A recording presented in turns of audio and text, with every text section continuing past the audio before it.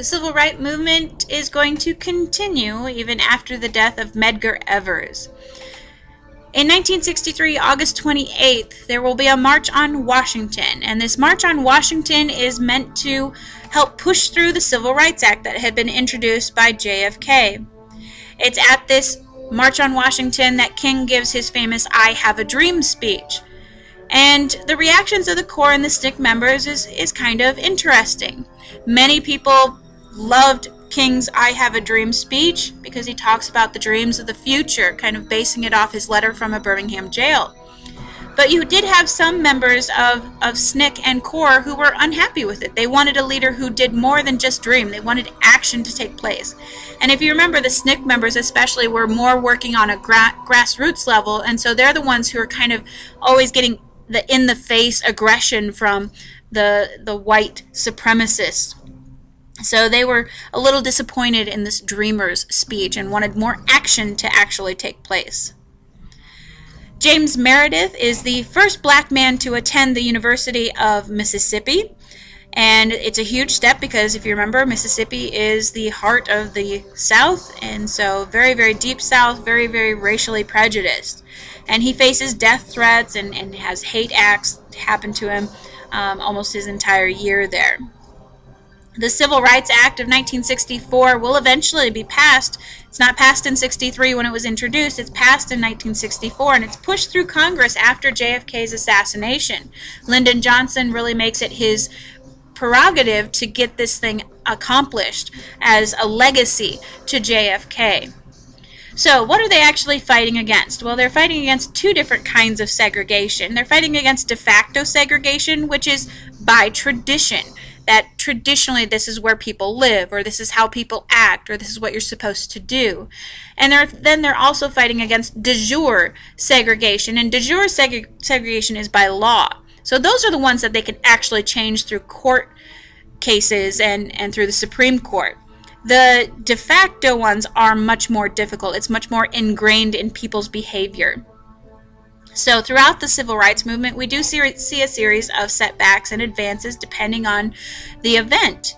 In 1962, Albany, Georgia, King is going to take his movement there right after Montgomery to try and recreate the Montgomery miracle. And unfortunately, he's up against an adversary that proved a little bit smarter than expected. Lori Pritchett is the sheriff of Albany, and he had read King's book about nonviolence, and he understood Martin Luther King's strategy. And so what Pritchett's going to do is he's going to teach his deputies to react to the movements non-violently, not to beat on them, not to degrade them, anything like that. Because the true effectiveness of King's nonviolence is to get other people to react violently so that they look like the bad people. Well, if they don't react violently, then there's no difference to see between the peaceful blacks and the violent whites. And so Lori Pritchett had it figured out, and it was unsuccessful as a movement. They don't see the success that they'll have in Birmingham with like Bull Connor. September 15th, 1963, a major event will take place. There are 4 little girls who will be murdered when their church is bombed by the KKK. The girls range in age from 8 to 12 years old, and they will die in the church basement when their church is bombed. 4 men from the KKK will claim responsibility. 23 other people were hurt, and it catches the public's attention because here's innocent children getting caught in the crossfire. 3 of the funerals will be held together, and there's lots of publicity about them.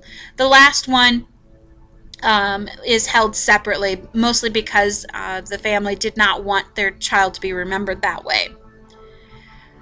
Of the 4 men, they finally get them. They'll be finally convicted in the year 2000. 2 of the men will die before the trials even take place, and 1 will die in prison, and the other will serve some prison time. The summers of 1963 and 1964 are called Freedom Summers because during those 2 summers, SNCC, the Student Nonviolent Coordinating Committee, was concentrating on the state of Mississippi as the heart of prejudice, and it wanted to get blacks registered to vote. And so they go out and they're doing the dirty work of getting people to register and to go to the voting booth and all that kind of stuff. Well, it's during these freedom summers that, again, tragedy will take place. 3 young workers, SNCC workers, Cheney, Goodman, and Schwerner — Cheney was black, the other 2 were white — are going to disappear, and they're later found dead. And they were only identifiable by their shirts, because their shirts had the SNCC logo on it. And as they were searching for these boys, when they disappeared, they began dredging up the lakes and rivers and all that kind of stuff. And the police are going to find other bodies, which indicated just how much violence had been going on in the South, because here's all these other bodies that they're finding that they didn't even have record that they were missing. Bloody Sunday in Selma, March 7th, 1965. The blacks are marching out of Selma in a demonstration, and in order to march out of Selma, they have to cross a bridge. And they are blocked on the bridge. The state police are on one side and the city police are on the other side. And fighting breaks out and people are beaten. And so that's why it's called Bloody Sunday. Eventually, others are going to take leadership roles as well. So other than Martin Luther King, we will have Malcolm X. And Malcolm X is going to come from the Nation of Islam. The Nation of Islam was kind of a branch of the Islamic faith, and it preaches about upright moral behavior. It was founded in 1930, and it was very popular in the prison system. It claims that Christianity is the religion of whites and Islam is the religion of blacks, and so that's kind of where it gets its focus. But Malcolm X is one of the men who comes from the Nation of Islam, and he talks about black power, his African heritage. Excuse me. And he's called Malcolm X. His real name is Malcolm Little, but he changes his name to X because Little was the name that was given to his ancestors when they were slaves in the South. And so he doesn't know his real surname. He doesn't know what it is, so he gives himself the last name of X. But anyway, he talks about black power and his African heritage, and eventually he's going to leave the Nation of Islam, mostly because they had differences about their methods of gaining civil rights and their approach to it. Malcolm X is more about black separation. It's not so much anti-white. He's not wanting to go kill all the white people. Instead, it's more about black unity, that the blacks need to unify together, and that they need that unity in order to bring blacks into power, to get them into places of power. Malcolm X will be assassinated in 1965 while giving a speech. There were 3 gunmen, and he is shot 15 times. Obviously, he does not make it. All 3 were eventually convicted for his assassination. Another group that is very prevalent during this time period are called the Black Panthers. And the Black Panthers were founded by college students, Huey Newton and Bobby Seale. And this group, again, works towards racial equality.